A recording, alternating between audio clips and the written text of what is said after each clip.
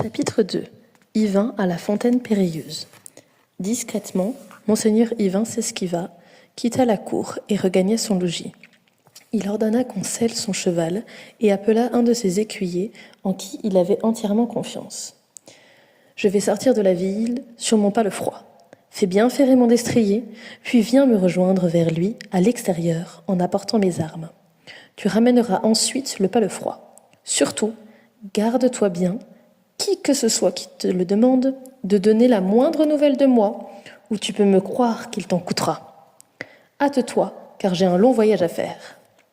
Seigneur, soyez tranquille, partez, je ne tarderai pas. » Monseigneur Yvain monta aussitôt sur son palefroid, bien résolu à ne pas revenir avant d'avoir vengé son cousin. Comme il ne manquait au cheval ni fer ni clou, l'écuyer ne tarda pas à rejoindre son seigneur, qui l'attendait, comme convenu, à l'écart du chemin. Là, il l'aida à revêtir son armure et tout son équipement. Aussitôt armé, monseigneur Yvain se mit en route, chevauchant par monts et par vaux, traversant d'épaisses forêts, passant par des lieux étranges, franchissant maints passages dangereux, surmontant maintes difficultés, au péril de sa vie. Quand il arriva enfin au sentier étroit et sombre dont avait parlé son cousin, il éprouva la certitude de ne plus courir le risque de se perdre et se sentit soulagé. Quoi qu'il lui en coûte, il ne renoncerait plus désormais à aller jusqu'à la fontaine ombragée par le pin et verserait de l'eau sur la margelle de pierre pour déclencher la tempête. Cette nuit-là, il fut accueilli comme il l'avait prévu chez le généreux Vavasseur, mais avec encore plus d'égards qu'il ne l'imaginait, et il trouva la jeune fille bien plus belle et plus sage que ne l'avait décrite Calogrenant, tant il est difficile d'évoquer avec des mots la perfection d'une femme ou d'un chevalier de qualité. Le lendemain, Yvain parvint jusqu'à la clairière et il trouva les taureaux sauvages et le vilain qui lui indiqua où prendre le sentier.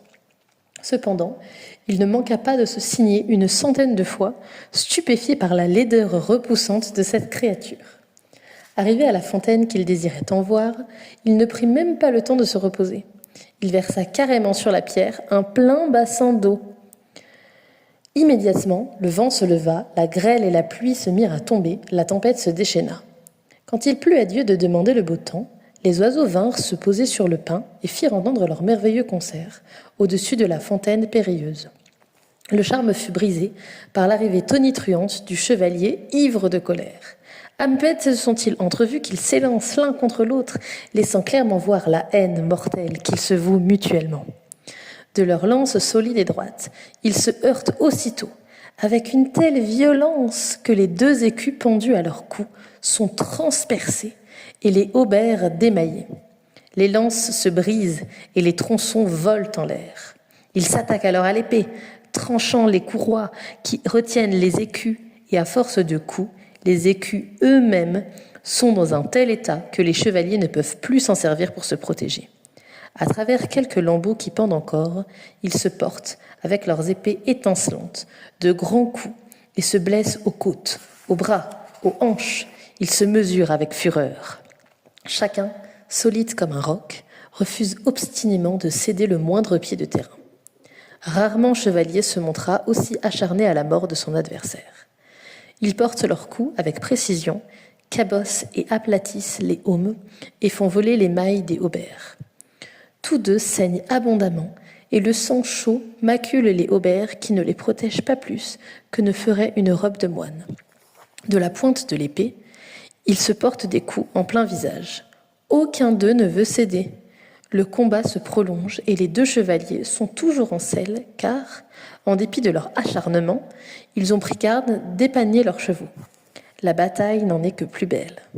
À la fin d'un coup meurtrier, Yvain fend en quatre le aume de son adversaire. Sous la coiffe du haubert, le crâne est profondément ouvert. Avec le sang qui coule, des lambeaux de cervelle viennent tacher le blanc haubert du chevalier. Se sentant blessé à mort, celui-ci n'a plus d'autre issue que la fuite en direction de son château. Comme le gerfaut qui prend son élan de loin pour fondre sur la grue, monseigneur Yvain, éprenant son cheval, s'est lancé à la poursuite du fuyard. Il en est si proche qu'il est presque sur le point de l'attraper et peut entendre les gémissements de douleur qu'il pousse. Mais l'autre déploie une telle énergie dans la fuite qu'Yvain redoute d'avoir perdu sa peine s'il ne peut pas s'emparer de lui mort ou vif. Il garde en mémoire les railleries de Queue et la promesse faite à son cousin. Il lui faut des preuves indiscutables de sa victoire, afin que nul ne puisse la remettre en doute.